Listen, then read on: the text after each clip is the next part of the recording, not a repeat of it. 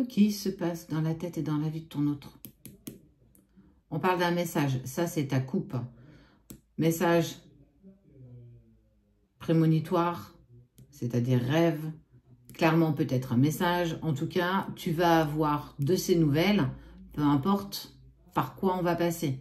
Synchronicité, comme je te le disais, rêve prémonitoire, ou bien simplement un message. Peut-être quelqu'un que vous avez en commun qui va t'envoyer de ces nouvelles parce qu'il est inquiet. Possible. C'est un message général, donc ne prends que ce qui te parle. Ne prends pas ce que tu as envie d'entendre. Le retour, l'équité, bon.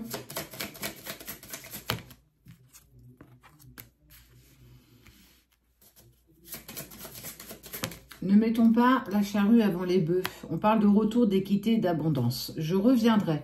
En tout cas, je vais revenir vers toi, ça c'est une certitude. Il y a la tentation du retour. Mais ça pourra se faire qu'à partir du moment où j'aurai retrouvé un équilibre. On voit de l'abondance, ça veut dire qu'il a besoin d'abondance dans sa vie pour prendre les bonnes décisions. Bon, comment, entre-temps, il vit tout ça? Comment lui, ouais, il est... On sent qu'il ne supporte plus le silence. Ça commence à prendre un peu trop de place. Il est dans l'affirmation de lui.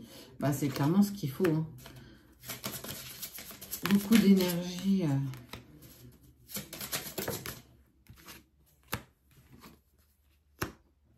Vous avez une connexion incroyable. On voit les jumeaux et on voit l'âme. Il y a une connexion incroyable entre vous deux. Surtout, pour moi, j'ai envie de dire, pour ceux qui sont en relation sacrée.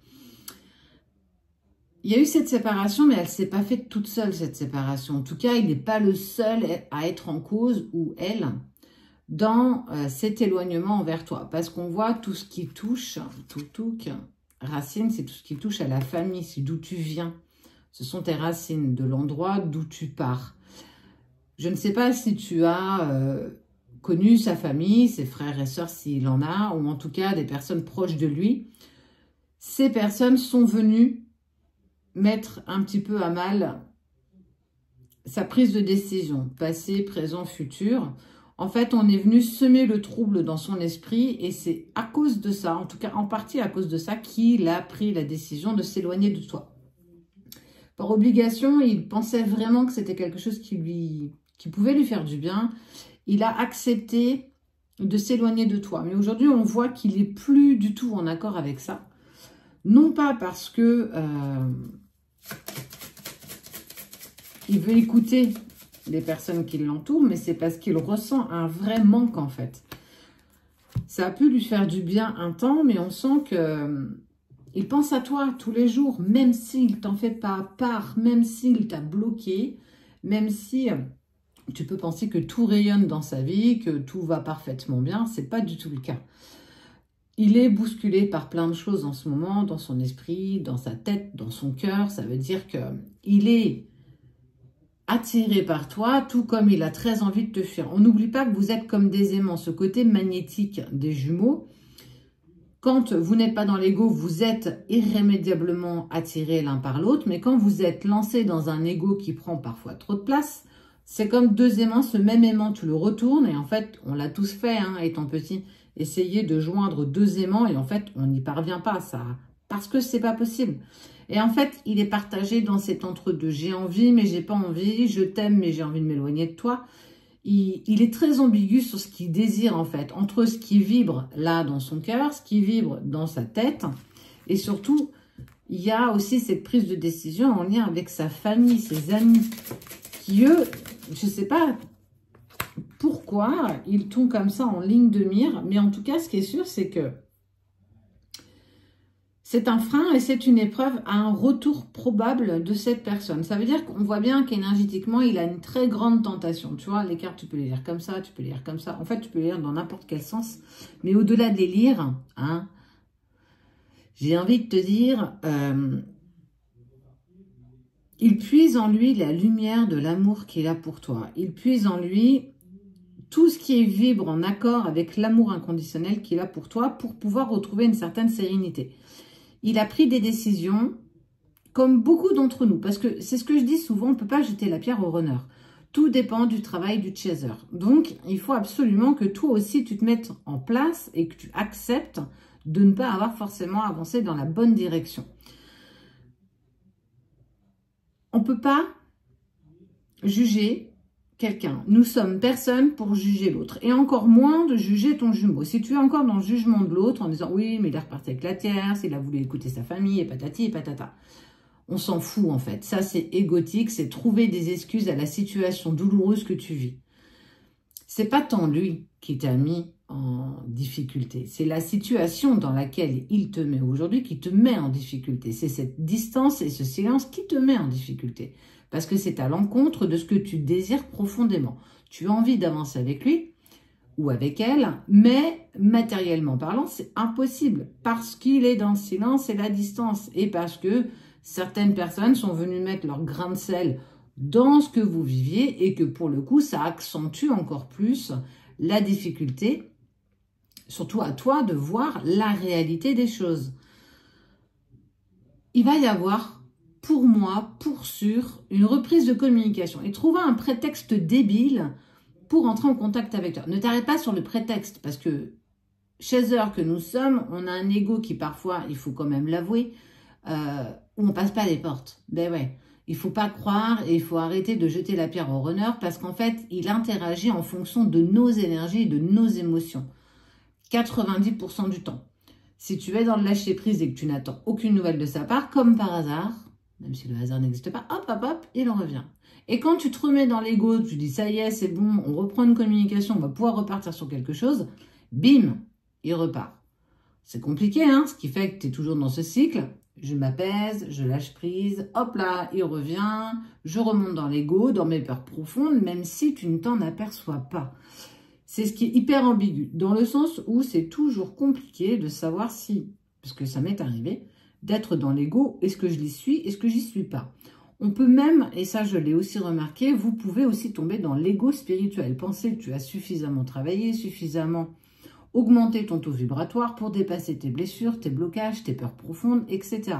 Alors que pas du tout, que nenni, tu as nettoyé en surface, mais pas du tout en profondeur. Et forcément, l'autre vient et repart parce que tu n'as pas suffisamment travaillé. Ça reste quand même un sujet qui est quand même assez complexe. On voit que de toute façon, vous êtes liés par l'engagement éternel. Donc, c'est pas te contenter de peu, c'est pas te contenter des miettes, mais c'est te contenter de ce qui vibre en toi. En tout cas, lui, il commence, ou elle commence déjà à faire des petits pas par petits pas. Prendre conscience que tu es toujours en lui ou en elle, que vous avez un lien particulier, qu'effectivement, des décisions qui ont été prises par le passé n'étaient pas du tout en accord avec lui. Mais on a tous pris une fois dans notre vie des décisions qui étaient à l'encontre de nos convictions, pour faire plaisir, par convention aussi. Donc, on n'est personne pour jeter la pierre à l'autre. Surtout dans un lien sacré. C'est accepter aussi que nous ayons fait, clairement, des erreurs. Mais c'est bien. Plus tu feras d'erreurs, plus tu comprendras là où tu n'as pas été dans le bon sens. Pour aider l'autre aussi à travailler. Tu sais, c'est ce 1 plus 1 égale 3. C'est comme ça. J'ai le 11. Le 11 est très en lien avec les flammes jumelles. Je ne sais pas pourquoi. On me parle du chiffre 11. Garde-le dans un coin de ton esprit. En tout cas, cette semaine va être annonciateur de quelque chose en lien avec le chiffre 11. 11 heures, 11 minutes, 11 secondes, 11h11. Il y a quelque chose en lien avec ça. C'est un signe très important pour les relations d'âme. Il y a quelque chose qui se met en place. Tu ne vois pas encore ce que c'est. Tu n'as pas encore tous les tenants et aboutissants pour comprendre tout ce que l'univers met en place en coulisses sans que tu t'aperçois de rien. Ce qui se passe dans sa vie, c'est une remise en question. J'ai besoin de retrouver un équilibre parce que je sais que de toute façon, nos chemins vont se recroiser à un moment ou à un autre. Ce chemin, je ne sais pas quand je vais l'emprunter, je ne sais pas à quelle vitesse je vais y aller, mais s'il te plaît, continue d'avancer sur ton chemin parce que grâce à ton avancée, tu me pousses moi-même à avancer sur le mien. C'est pas évident, hein. On n'a jamais dit que c'était facile. L'ego prend souvent beaucoup de place. Il faut parfois peut-être dissocier ton ego de ce que tu vibres. Ton ego, c'est ce qui te met en survie. Là, tu n'as pas besoin de survie, tu as besoin d'accepter l'amour inconditionnel et surtout, tu as besoin d'accepter de travailler pour toi, sur toi, pour être la meilleure version de toi-même. Plus tu le fais, et on voit bien que quelque part, tu as quand même drôlement bien avancé parce qu'il y a cet il envisage et la tentation du retour malgré les énergies qui sont bousculées du passé au présent, au futur. Il a pris des décisions qui étaient à l'encontre de ce qu'il voulait par son entourage très personnel. Parce qu'il était perdu, parce qu'il était paumé. Il est peut-être même retourné vers la tierce pensant qu'il t'avait dit qu'il était en séparation, qu'il avait tout mis pour se libérer et que bim, patatras, en fait, j'ai changé d'avis, je me sens pas prêt. Ben, il n'est pas prêt. Parce que simplement, tu n'es pas prête. L'un va pas sans l'autre. On peut pas, on ne doit plus jeter la pierre au runner. Nous sommes aussi responsables de tout ce qui se met en place aujourd'hui. S'il n'est pas prêt, c'est pas grave. Il sait qu'un jour, il le sera. Prenons le temps, laisse-lui le temps et continue cette avancée pour toi. Il pense à toi. Il y a toujours cette connexion d'âme. Il y a ce lien que tu ne peux pas couper, que tu ne peux pas abandonner parce que tu vas tout le temps vibrer pour lui. Ça veut dire que tu vas avoir des synchronicités. Et quand tu n'en voudras plus, eh ben on fera en sorte que tu le croises. Et quand tu voudras plus, il t'enverra un message. Et quand tu voudras plus, tu entendras son prénom. Mais ça va devenir dingue. C'est vraiment à devenir dingue. Pourquoi on te balance toutes ces synchronicités? Pourquoi l'univers te le remet toujours sur le tapis? Parce qu'il y a le retour. Parce que tu dois encore t'accrocher. Même si tu es tombé, même si tu as mal aux genoux, même si tu es fatigué, tu dois remonter et te remettre sur tes jambes et continuer ton parcours. C'est un mal pour un bien, tout a un sens. Donc là, ce qu'il a envie de te dire, c'est continue s'il te plaît, continue pour que nous puissions nous réunir quand le moment sera le bon.